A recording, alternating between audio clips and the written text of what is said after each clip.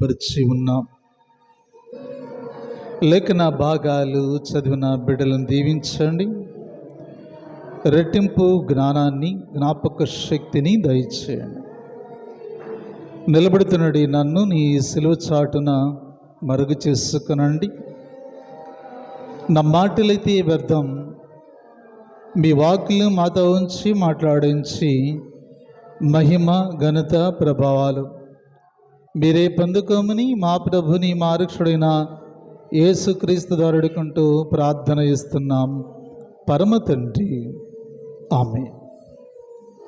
క్రీస్తునందు ప్రియమైన దేవుని బిడ్డలారా, యేసుక్రీస్తు నామమున మీ అందరికీ వందనాలు తెలియజేస్తున్నాను.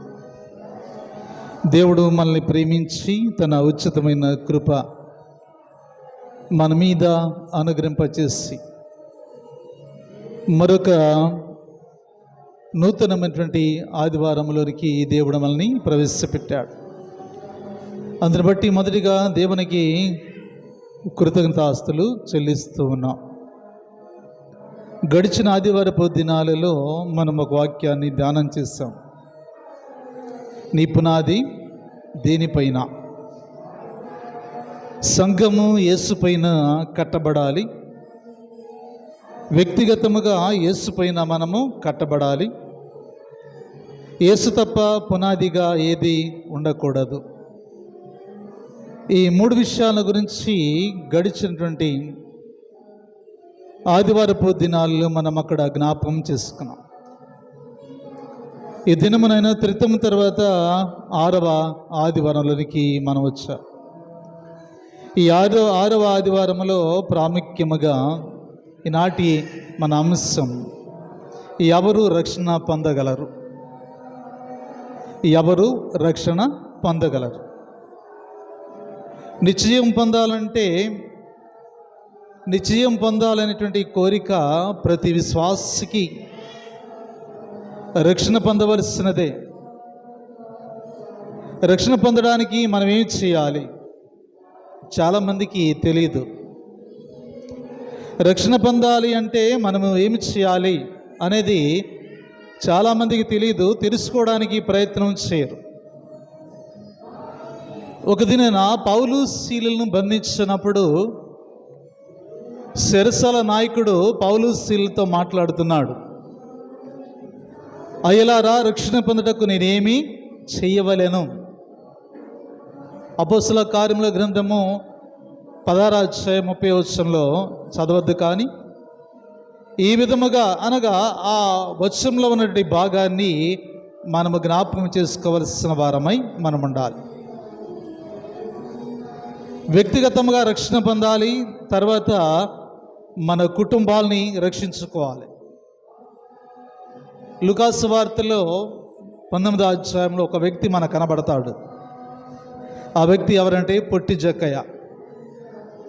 ఈ పొట్టి జక్కయ్య కదండి, పొట్టి జక్క నశించిపోతున్న పొట్టి జక్కయ్యను గురించి ప్రభు మాట్లాడుతున్నప్పుడు, జక్కయ్య రక్షించబడ్డాడు, కానీ తనతో పాటు తన కుటుంబాన్ని కూడా రక్షించుకున్నాడు. కాబట్టి ఎవరు రక్షణ పొందాలి? మొదటిగా మనము రక్షణ పొందాలి. ఆ తర్వాత మన కుటుంబం, మన బిడ్డలు, మన భర్త రక్షణ పొందాలి. ఆ తర్వాత గ్రామము, సంఘము రక్షించబడాలి. ఈ దినపు పాఠ్య భాగాలలో ఈనాటి భాగాల ద్వారా రక్షణ అనగా ఎవరు రక్షణ పొందగలుగుతారు అనే అంశాన్ని ఈ దినాన్ని మనం జ్ఞాపకము చేసుకుంటున్నాం. మొదటిగా పాత నిబంధన పాఠ్య భాగం ప్రాముఖ్యముగా రక్షణ పొందుటకు ఆజ్ఞల్ని పాటించాలి. నిర్గమకాండంలో మనం చూస్తూ ఉంటాం. నిర్గమకాండము 20వ అధ్యాయము 1వ వచనము నుంచి 17 వచనాలలో మోషేకి ఇచ్చిన దేవుడు ధర్మశాస్త్రం అది. ఈ ధర్మశాస్త్రములో మానవ యొక్క జీవిత విధానం, క్రైస్తవ విశ్వాసంలో కొనసాగుతున్నటువంటి ఇశ్రాయేలు యొక్క జీవిత విధానం, ఇశ్రాయేలు యొక్క జీవితం ఏ రీతిగా నడిపించబడాలి అనేటువంటిది ఇశ్రాయేలు యొక్క కాన్స్టిట్యూషన్ అనగా ధర్మశాస్త్రం.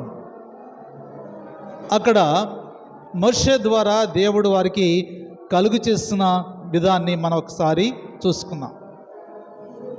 అలాగని మత్తయి సువార్త 19:16 అంటాడు, ఒకడు యేసు దగ్గరికి వచ్చి నిత్య జీవం పొందుటకు నేను ఏ మంచి కార్యము చేయవలని అడిగాడు.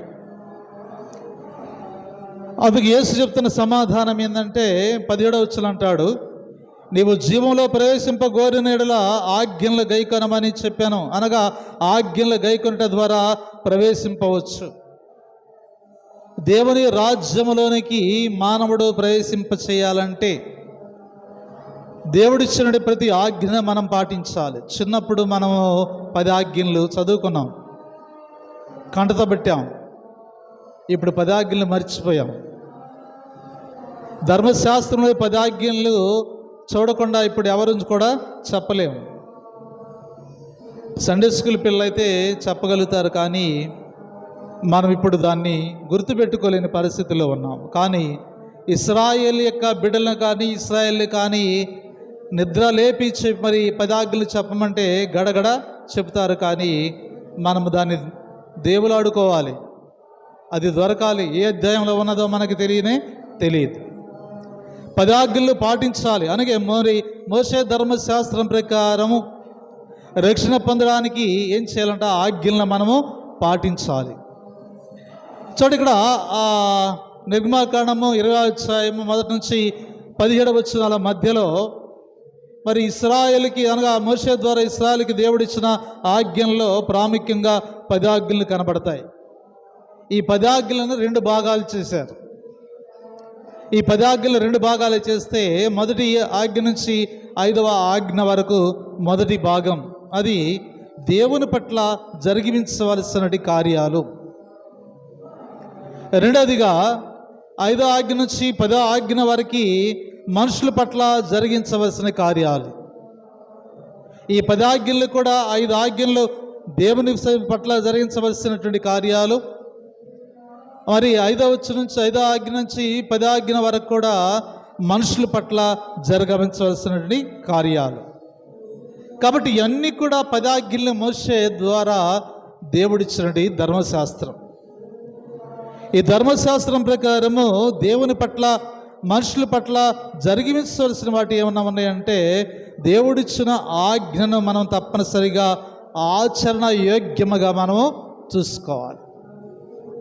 కాబట్టి దేవుని బిడ్డలారా, అందుకే ఏమన్నాడంటే ఆ యోగ్యత లేనటువంటి వారిని గురించి ప్రభువు మాట్లాడుతూ ఈ 10 ఆజ్ఞల్లో మనకి చక్కగా రాయబడినటువంటి మాటలు ఏంటంటే అక్కడ చక్కని మాట అంటాడు. 20వ అధ్యాయము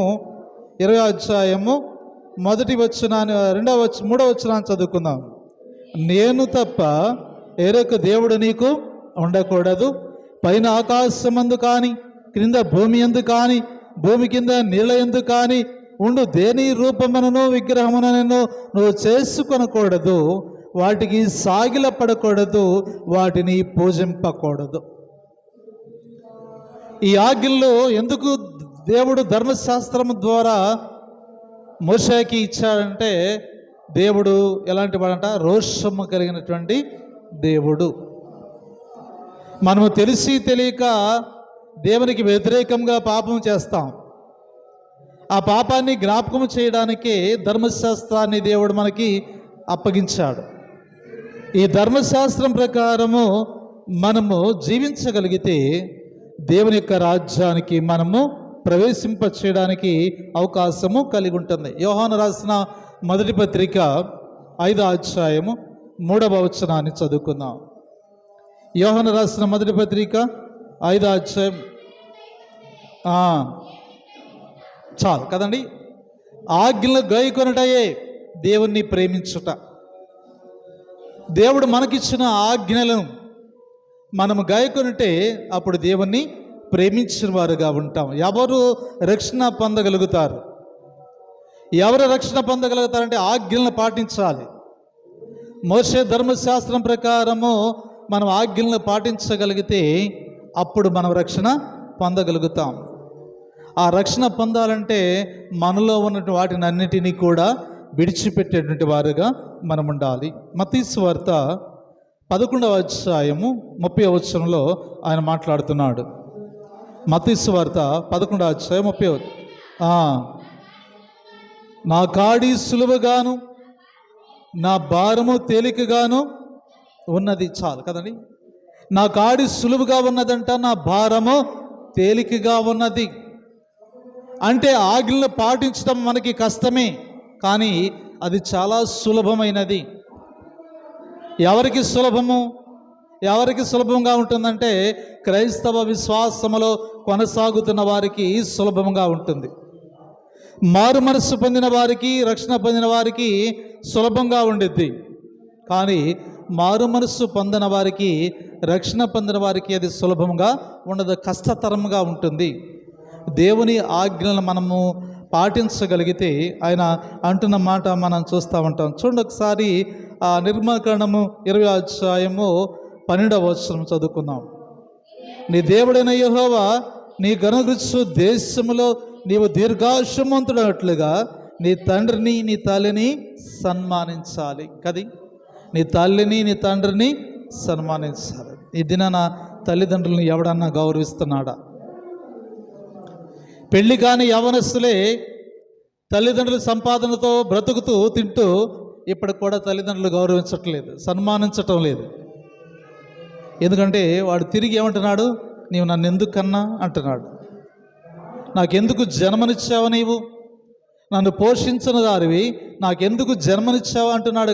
తప్ప ఈ జన్మనిచ్చినటువంటి తల్లిదండ్రులకి మనం ఎంత రుణస్థులుగా ఉన్నామో ఒకసారి మనం ఆలోచన చేయాలి. కాబట్టి దేవుని బిడ్డలారా, అందుకే ఆయన చెప్పినట్టు ప్రతి ఆజ్ఞ కూడా మనం పాటించగలిగితే అప్పుడు రక్షణ పొందుతాం. ఆజ్ఞలో దేన్ని పాటించకపోయినా మనం రక్షణ అనుభవంలోకి నడవలేం. 13 నరహత్య చేయకూడదు, వ్యభిచరించకూడదు, దొంగిలింపకూడదు, నీ పొరుగువాని మీద అబద్ధ సాక్ష్యము పలకకూడదు, నీ పొరుగువాన్ని ఇల్లు ఆశింపకూడదు అని చెప్తున్నా. ఇవన్నీ కూడా మనం ఆశిస్తున్నాం. ఇవన్నీ ఆశించి ఇప్పుడు ఏం చేస్తున్నాము? మాకు రక్షణ కావాలి, మారు మనస్సు కావాలి అని ప్రాధేయపడుతున్నాం. వీటిని ఏమంటున్నాడు? ఇది ఆశించకూడదు అని దేవుడు చెప్పిన ధర్మశాస్త్రం ఇది. కానీ వాటినే మనం ఆశిస్తున్నాం. చూడండి, ఒకసారి నరహత్య చేయకూడదు. ఇప్పుడు జరుగుతున్నవే. ఆస్తుల దగ్గర అన్నదమ్ముల్ని చంపుకుంటున్నారు, తల్లిదండ్రులు కూడా చంపేస్తున్నారు. అలాగే వ్యభిచరించకూడదు అంటున్నాడు. ఈ లోకంలో చాలా ఎక్కువైపోయినటువంటి పాపం ఏదైనా వ్యభిచారం, వరుస ఒట్టిలేనటువంటి జీవితాలు, తారతమ్యం లేని జీవితాలుగా లోతు దినాలలో ఏ రీతిగా ఉన్నావో ఈ దినాల్లో కూడా అలాగే వ్యభిచార కోపములో మ్రగ్గిపోతున్నది ప్రపంచములో మందు కూడా ఒక రాష్ట్రం అనేది. కాబట్టి దేవుని బిడ్డలారా, అక్కడ 3వ విషయం అన్నాడు, దొంగిలింపకూడదు అంటున్నాడు. అబద్ధని పొరుగు వారి మీద అబద్ధ సాక్ష్యము పలకకూడదు. మన పొరుగువాని మీద అబద్ధ సాక్ష్యం పలకడానికి మొదటి మెట్టులో మనం ఉంటాం. మన జీవితాలు అబద్ధాలతో ఉంటాయి, కానీ అది హేయము, దేవుని దృష్టిలో హేయము.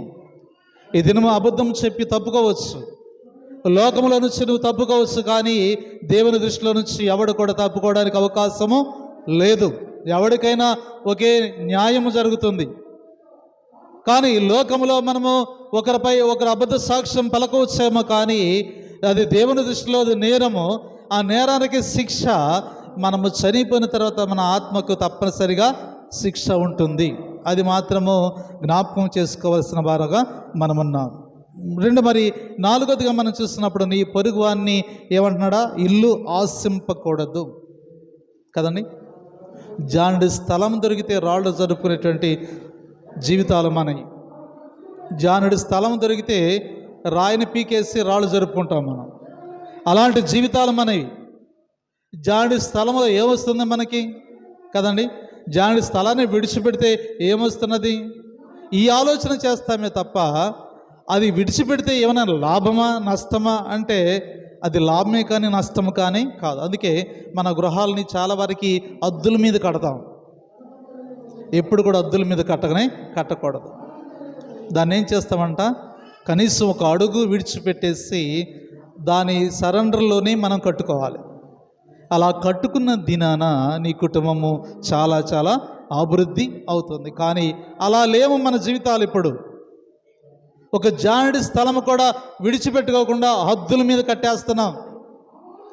హద్దుల మీద కట్టడం ద్వారా నీ పొరుగువాని స్థలాన్ని, ఇంటిని ఆశిస్తున్నావే తప్ప నిన్ను నీవు మరి కాపాడుకోలేని స్థితిలోకి నీ వచ్చినట్లుగా మనం అక్కడ చూస్తాం. చివరిగా ఆయన మాట్లాడుతున్న మాట 17వ వచనంలో మాట్లాడు, నీ పొరుగువాని భార్యనైనను, అతని దాసినైనను, అతని దాసునైనను, అతని ఎద్దునైనను, అతని గాడిదనైనను నీ పొరుగువాని దగ్గర దేన్నైనా ఆశింపకూడదని చెప్పాను. అందుకే మనకు సాధ్యపడతల్లా. ఈ 10 ఆజ్ఞల్లో దేన్ని మనం పాటించం. అందుకే అది మనకు అసాధ్యం. కానీ రక్షణ పొందిన వారికి, మారుమనస్సు పొందిన వారికి, బాప్తిసం పొందిన వారికి, పశ్చాత్తాప జీవితం పొందిన వారికి ఇది చాలా సులువు అంటున్నాడు. అందుకే నా భారము సులువుగా తేలికగా ఉన్నది అంటున్నాడు. ఇది పాటించేవాడికి తేలికే, పాటించిన వాడికి చాలా కష్టంగా ఉంటుంది. కనుక అందుకే సువార్తలో మరి ప్రాముఖ్యంగా ఒక వ్యక్తిని గురించి ప్రభు మాట్లాడుతున్నాడు. మత్తయి సువార్త 19వ అధ్యాయము 20వ వచనాన్ని చదువుకుందాం. మత్తయి సువార్త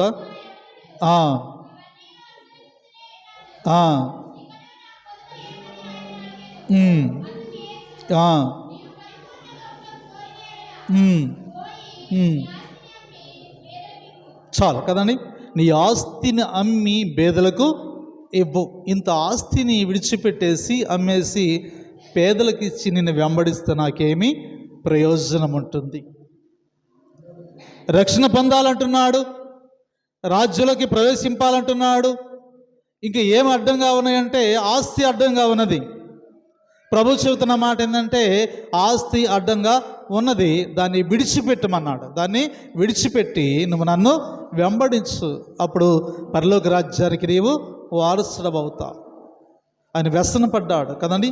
ఆయన వ్యసనపడి ఇంత ఆస్తిని సంపాదించుకున్న నేను ఈ ఆస్తి అంతా దేవునికి అప్పగిచ్చేస్తే నేనేం తిని బ్రతకాలి అని ఆలోచన చేశాడే తప్ప ఈ ఆస్తి కన్నా గొప్ప ఆధిక్యత, దీవెనలు, ఆశీర్వాదాలు, భోగభాగ్యాలన్నీ కూడా ప్రభు దగ్గర ఉన్నవని మరిచి లోక సంబంధమైన వాటి కొరకే ఎదురు చూస్తున్నాడే తప్ప పర సంబంధమైన దీవెనలను వారు పోగొట్టుకుని తిరిగి వెనక్కి వెళ్ళిపోయిన సందర్భాన్ని మనం అక్కడ జ్ఞాపకము చేసుకుంటున్నాం. అందుకే రక్షణ పొందడానికి మొదటికి ఏం చేయాలి? ఆజ్ఞలను పాటించాలి. రెండవ విషయాన్ని మనము జ్ఞాపకం చేస్తున్నాడు. ఈ రెండవ విషయం ఏంటంటే సువార్త పాఠ్య భాగం పరిశుద్ధుడు మత్తయి రాసిన సువార్తలో ఆయన మాట్లాడుతున్నాడు. 19వ అధ్యాయము మత్తయి సువార్త 19వ అధ్యాయం 21వ వచనాన్ని చదువుకుందాం. 21వ వచనాన్ని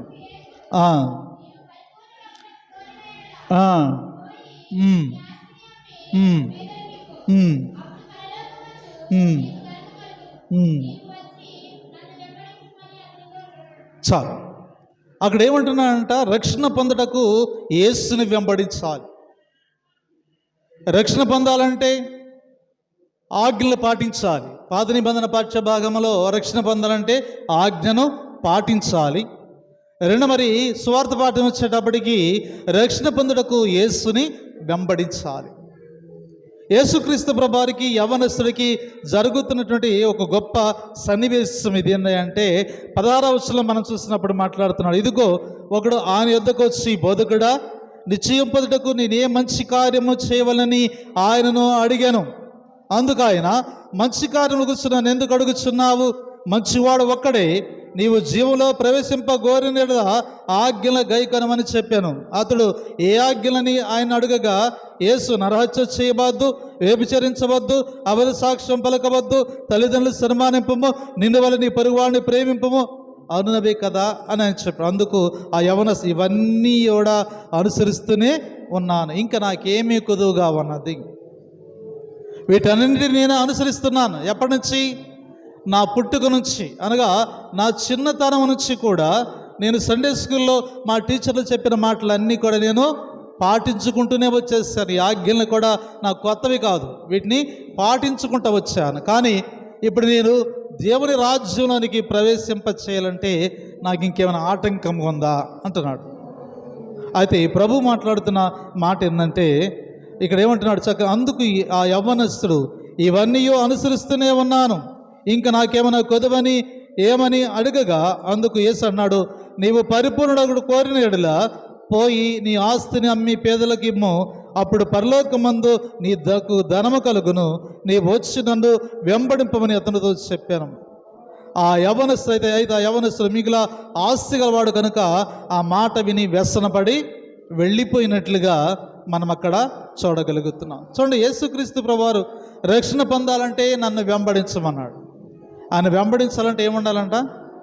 ఏమీ అక్కర్లేదు, అన్నిటినీ విడిచిపెట్టి వెంబడించాలి. చూడు, ఒకసారి మనము జ్ఞాపకం చేసుకున్నప్పుడు ఉన్నదంతా ఈ విడిచిపెట్టి నీ దగ్గరకు వస్తే మాకేంటి ప్రయోజనం? ఆ ప్రయోజనం ఏంటంటే పరలోకంలో చేర్చడం, తండ్రి వద్దకు చేర్చబడడం. చూడు, ఇక్కడ యోహాను సువార్త 14వ అధ్యాయం 6వ వచనంలో మాట్లాడుతున్నాడు. యోహాను సువార్త 14వ అధ్యాయం 6వ వచనంలో యేసుక్రీస్తు ప్రభువారే స్వయంగా మాట్లాడు, నేనే మార్గమును, నేనే సత్యమును, నేనే జీవమునై, నా ద్వారా తప్ప ఎవడును నా తండ్రి యొద్దకు చేరడు.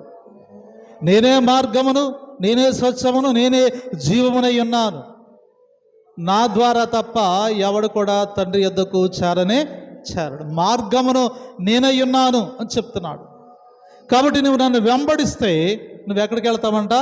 దేవుని రాజ్యములోనికి వెళతావు.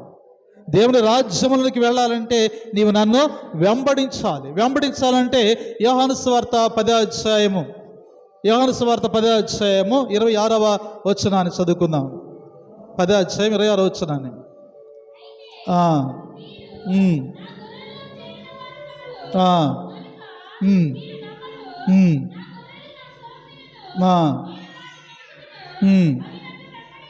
చాలా ఏం చెప్తున్నాడు? 26వ వచనం, అయితే మీరు నా గొర్రెల్లో చేరిన వారు కారు కనుక మీరు నమ్మరు. నా గొర్రెలు నా స్వరము వినును, నేను వాటిని వెతుకుతును, అవి నన్ను వెంబడించును. రక్షణ పొందని వారికి దేవుని వెంబడించలేరు. రక్షణ పొందగలిగితే దేవుని స్వరం వరకు వినబడుతున్నది. అందుకే నా గొర్రెలు నా స్వరము వినును, అవి నన్ను వెంబడిస్తాయి. కానీ మీరు నా గొర్రెల్లో చేరేవారు కారు అంటున్నాడు ఆయన.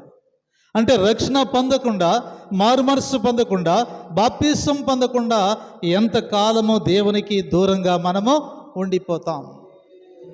అలా ఉండిపోతే నీవు నేను చనిపోతే నీవు ఎక్కడికి వెళ్తావు? నీ ఆత్మ ఎక్కడికి వెళ్తుందో ఒకసారి ఆలోచన చేయాలి. మనం బ్రతికుండగానే మనము రక్షణ పొందాలి, రక్షించబడాలి, మారు మనస్సు పొందాలి, బాప్తిసంలోనికి మనము వెళ్ళాలి. బాప్తిసం పొందకుండా క్రైస్తవుడుగా ఎవడైనా సరే చనిపోతే వాడి ఆత్మ తప్పనిసరిగా పాతాళంలోకే చేర్చబడుతున్నది. పాతాళంలో నుంచి రక్షించడానికి ఏ మనుషుడు, ఏ దేవుడు కూడా మనల్ని రక్షించడు. కనుక సజీవులుగా ఉండగానే బాప్తిసం పొందగలిగితే రక్షణలోకి మనం వెళతాం. దేవుడు మనల్ని రక్షించడానికి సిద్ధముగా ఉన్నట్లుగా మనం అక్కడ చూస్తూ ఉంటాం. అలాగనే ఆ యోహాను సువార్త 12వ అధ్యాయం 26వ వచనాన్ని చదువుకుందాం.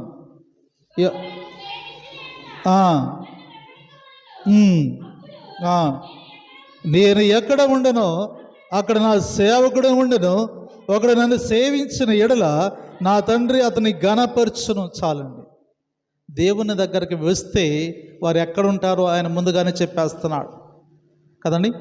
నా తండ్రి నిన్ను ఘనపరుస్తాడు. నీవు నన్ను వెంబడిస్తే, యేసుక్రీస్తు ప్రభువారిని మనం వెంబడిస్తే కదండి రక్షణ పొందుతాం. రక్షణ పొందుటకు మనం ఏం చేయాలంటే యేసుని వెంబడించాలి. వెంబడిస్తే ఆయన అంటున్నటువంటి మాట మనం అక్కడ చూడగలం. వెంబడించమని చెప్పినందుకు ఆ యవనస్తుడు మిక్కిలి వ్యసన పడ్డాడు. తన మనసులో అలాంటి కోపం వచ్చేసింది ప్రభు మీద. ఇంత ఆస్తిని విడిచిపెట్టేసి ఈయన్ని వెంబడిస్తే నాకేం కలుగుతుంది?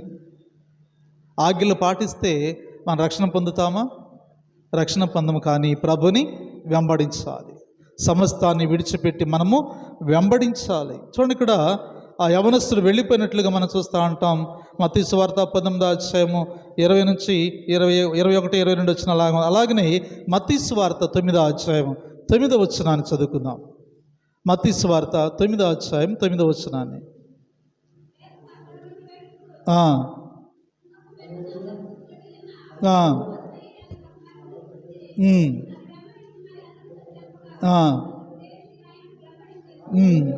చాలు చూడండి, ఇక్కడ ఏమంటే అక్కడ యేసు అక్కడి నుంచి వెళుతూ సుంకపు మెట్టు మీద కూర్చున్న మత్తీయ అనే ఒక మనుషుని చూసి నన్ను వెంబడించమని అతనితో చెప్పగా అతడు లేచి ఆయనను వెంబడించెను. ఉన్నపాటిని ఆయన ఏం చేశాడంట, వెంబడించినట్లుగా మనం అక్కడ చూడగలదు. వెంబడించడం వల్ల కలిగేటువంటి ప్రయోజనాలు ఏమైనా ఉన్నవా అంటే మత్తయి సువార్త 19వ అధ్యాయము 27వ వచనాన్ని చదువుకుందాం. మత్తయి సువార్త 19వ అధ్యాయం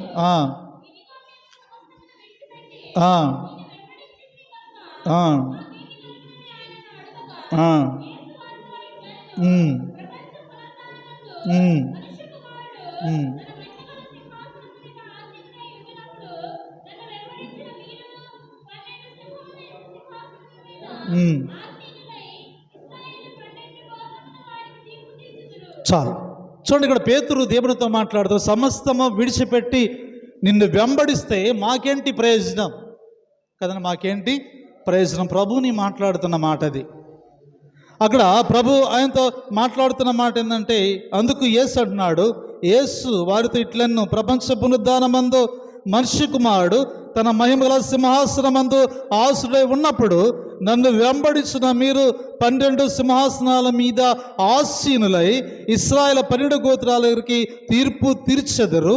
నా నామము నిమిత్తము అన్నదమ్ములైనను, అక్క చెండులైనను, తండ్రినైనను, తల్లినైనను, పిల్లలైనను, భూములైనను, ఇండ్లైనను విడిచిపెట్టిన ప్రతి వాడు 100 రెట్లు పొందునను అతనితో చెప్పాను.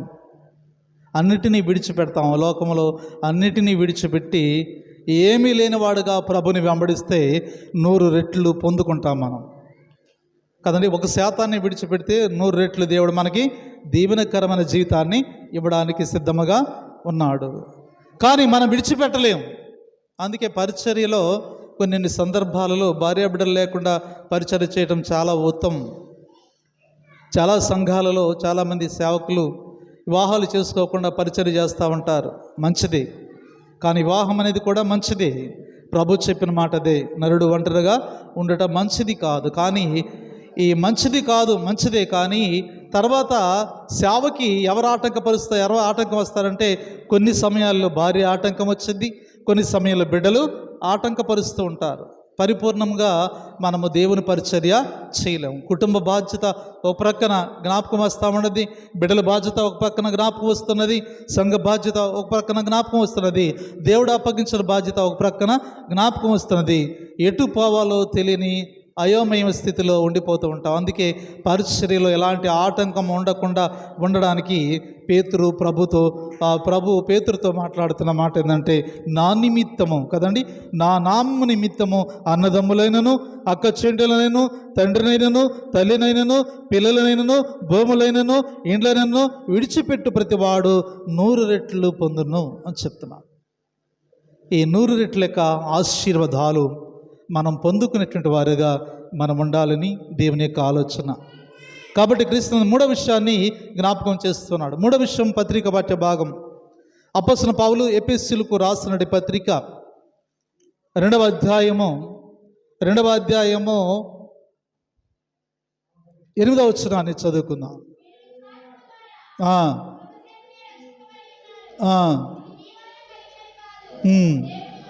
చాలు కదా. ఇక్కడ ఏమో చక్కని మాట అంటున్నాడు, మీరు విశ్వాసము ద్వారాను కృపచేతనే రక్షింపబడి ఉన్నారు, ఇది మీ వలన కలిగినది కాదు, ఇది దేవుని వరమే అని చెప్తారు. మీరు రక్షించబడాలంటే విశ్వాసము ద్వారా రక్షించబడాలి. దేవుడు ఉన్నాడా అని మనకి తెలుసు, ఎక్కడున్నాడో తెలియదు. దేవుడు ఉన్నాడా అంటే దేవుడు ఉన్నాడు అని చెప్తాం. దానికి రుజువు ఏంటి అంటే దానికి సమాధానం చెప్పలేము. కానీ బైబిల్ సమాధానం చెప్తుంది కదా, దేవుడు ఉన్నాడు, ఆయన ఆత్మ సంబంధమైన దేవుడు. నువ్వు పిలిస్తే పలకడానికి, నువ్వు ప్రార్థన చేస్తే వినడానికి, నీ ప్రార్థనకి జవాబు కలిగించడానికి ఆయన నీ దగ్గరగానే ఉన్నాడు. ఇప్పుడు ఎవరు మనతో ఉన్నారు? ఎవరు మనతో ఉన్నారండి? ఇప్పుడు మనకి ప్రజెంట్కి ఎవరు మనతో ఉన్నారు? ఎవరు లేరా? పరిశుద్ధాత్మ దేవుడు మనతో ఉన్నాడు కదండి. తండ్రిగా ఆయన ఉన్నాడు, కుమారుడిగా ఈ లోకాన్ని నుంచి వెళ్ళిపోయాడు. ఇప్పుడు ఆదరణకర్త అయినటువంటి పరిశుద్ధాత్మ సత్యస్వరూపైన దేవుడు మనతో ఉన్నాడు. ఇప్పుడు ఆయనే మనల్ని నడిపిస్తున్నాడు. ఎట్లంట? సత్యములోనికి నడిపిస్తున్నాడు, విశ్వాసములోనికి నడిపిస్తున్నాడు. అందుకే రక్షణ పొందడానికి విశ్వాసం ఉంచాలి. మూడో విషయాన్ని జ్ఞాపకం చేస్తున్నాడు. రక్షణ పొందాలంటే ఏం చేయాలంట? విశ్వాసం ఉంచాలి. విశ్వాసం ఉంచాలంటే ఆజ్ఞలను పాటించాలి. రెండోదిగా యేసుని వెంబడించాలి. మూడోదిగా యేసు యందు విశ్వాసము ఉంచాలి కదండి. యేసునందు విశ్వాసం ఉంచాలి. అందుకే మార్కు సువార్త 16:16 నమ్మి బాప్తిసం పొందినవాడు రక్షింపబడతాడు, నమ్మని వానికి శిక్ష విధించబడుతున్నది. నమ్మి బాప్తిసం పొందాలి. ఎవరు నమ్మాలి? ప్రభుని నమ్మాలి. ప్రభుని నమ్మి మరి బాప్తిసం పొందితే మనం రక్షించబడతాం. నమ్మని వానికి శిక్ష విధించబడుతున్నది. అపోస్తుల కార్యముల గ్రంథంలో చెరసాల నాయకుడు మాట్లాడుతున్నాడు. 16:31 16:31 అందుకు వారు, ప్రభుని యేసునందు విశ్వాసముంచుము, అప్పుడు నీవును నీ ఇంటి వారును రక్షణ పొందేదరు. పౌలు శీలలు ఎవరితో మాట్లాడుతున్నాడంటే, చెరసాల నాయకుడితో మాట్లాడుతున్నాడు. చెరసాల నాయకుడితో మాట్లాడుతున్నాడు. ఏమని మాట్లాడేందుకు? వారు ప్రభుని యేసునందు విశ్వాసముంచు, అప్పుడు నీవును నీ ఇంటి వారును రక్షణ పొందుతారు. మనము నశించుట దేవునికి ఇష్టము లేదు. నశించిన దాన్ని వెతకి రక్షించుటకు మనిషి కుమారుడు ఈ లోకానికి వచ్చినట్లుగా మనం అక్కడ చూస్తాం. అందుకే ఆత్మను రక్షించుకునేటువంటి బారుగా మనము విశ్వాసము కలిగిన బారుగా మనం ఉండాలి. రోమపత్రిక 10:9 మాట్లాడుతున్నాడు. రోమపత్రిక 10:9 10:9 అదేమనగా, యేసు ప్రభుని నీ నోటితో ఒప్పుకో, దేవుడు మృతుల నుంచి ఆయన లేపినని నీ హృదయమందు విశ్వసించిన ఎడల నీవు రక్షణ పొందుతావు కదా, రక్షించబడతావు. నువ్వు రక్షించబడతావు. రక్షణ పొందాలంటే ఏం చేయట? ప్రభుని నీ నోటితో ఒప్పుకోవాలి, దేవుడు మృతుల నుంచి ఆయన లేపినని నీ హృదయమందు విశ్వసించబడాలి. అప్పుడు నీవు రక్షణ పొందుతావు. అప్పుడు నీ మారు మనస్సు పొందుతావు. అప్పుడు నీ బాప్తిసము పొందుతావు. కాబట్టి యేసుక్రీస్తుని నీ నోటితో ఒప్పుకోవాలి, దేవుడు ఆయన మృతుల నుంచి లేపి ఉన్నాడని హృదయమందు విశ్వసించిన ఎడల నీవు రక్షించబడతావు. కానీ ధనవంతుడు పరలోక రాజ్యం ప్రవేశించడము దుర్లభం కదండి. వంటి సూది బెజ్జములైనా సులువుగా దూరుతుంది, కానీ ధనవంతుడు పరలోక రాజ్యానికి చేరడు. పరలోక రాజ్యానికి చేరాలంటే మనలో ఏముండాలంటే ఆజ్ఞలు పాటించాలి. మొదటిగా ఆజ్ఞలు పాటించాలి, రెండవది దేవుణ్ణి వెంబడించాలి, మూడవదిగా ఆయన యందు విశ్వాసము ఉంచాలి. అలా ఉంచితే నీవు రక్షించబడతావు. అందుకే అన్నాడు, ఎవడు రక్షణ పొందగలుగుతాడంటే, మొట్టమొదటిగా రక్షణ పొందగలగాలంటే ఏం చేయాలంటే ఆజ్ఞల్ని పాటించాలి. నిన్ను వలె నీ పొరుగువాడిని ప్రేమించు. యేసుక్రీస్తు ప్రభువారు ఈ లోకానికి వచ్చిన తర్వాత 10 ఆజ్ఞలను 2 ఆజ్ఞలుగా విభజించాడు. నిన్ను వలె నీ పొరుగువాడిని ప్రేమించాలి. నీ పూర్ణ ఆత్మతోను, నీ పూర్ణ సత్యంతోను, నువ్వు పూర్ణ వివేకముతో దేవుణ్ణి నీవు ఆరాధించాలి. ఈ 2 ఆజ్ఞలు చాలా చాలా ప్రాముఖ్యమని. ఎవరు నా పొరుగువాడు కదండి. ఎవరు నా పొరుగువాడు? ఎవడు? మై నైబర్ ఎవడు కదండి. నా పొరుగువాడు ఎవడు? అవసరంలో ఉన్నవాడు, ఆపదలో ఉన్నవాడు పొరుగువాడు. వాడికి మనం సహాయము చేయాలి. అందుకే దేవునికి వాక్యం చెప్తున్నది, ఎవరు రక్షణ పొందగలుగుతారంటే 10 ఆజ్ఞలను పాటించేవాడు రక్షణ పొందుతాడు. రెండోదిగా ఆయన సమస్తాన్ని విడిచి వెంబడించేవాడు రక్షణ పొందుతాడు. మూడోదిగా ఆయన రక్షణ పొందాలంటే ఆయన మనము విశ్వాసము ఉంచాలి. అలా ఉండగలిగితే దేవుడు మనల్ని తప్పనిసరిగా రక్షించడానికి సిద్ధముగా ఉన్నట్లుగా మనం అక్కడ చూస్తాం. ఎవరు రక్షణ పొందుతుంటే ఈ 3 ముఖ్యమైన విషయాలు నేటి పాఠ్య భాగాన్ని మనం పరిశీలన చేస్తున్నప్పుడు రక్షణ పొందడానికి మనకిచ్చినటువంటి అవకాశాలను మనం ఉపయోగించుకోవాలి. తప్పనిసరిగా మనం చేయాలంటే పశ్చాత్తాపడాలి, విశ్వాసం ఉంచాలి, మారు మనసు పొందాలి, రక్షణ పొందాలి, మరి బాప్తిసము పొందాలి. మన ఆత్మ నశించకుండా దేవుని యొక్క రాజ్యానికి మనం వారసత్వాన్ని పొందుకోవాలంటే ఈ 3 ఖచ్చితంగా మనం పాటించాలి. మొట్టమొదటిగా మనం ఏం చేయాలంట, దేవుని రక్షించడానికి, రక్షణ పొందడానికి ఆజ్ఞలను పాటించాలి, రక్షణ పొందడానికి యేసుని వెంబడించాలి, రక్షణ పొందడానికి విశ్వాసము ఉంచాలి. అలా ఉండగలిగితే నిత్యరాజ్యానికి తప్పనిసరిగా మనం వారసులుగా ఉంటాం.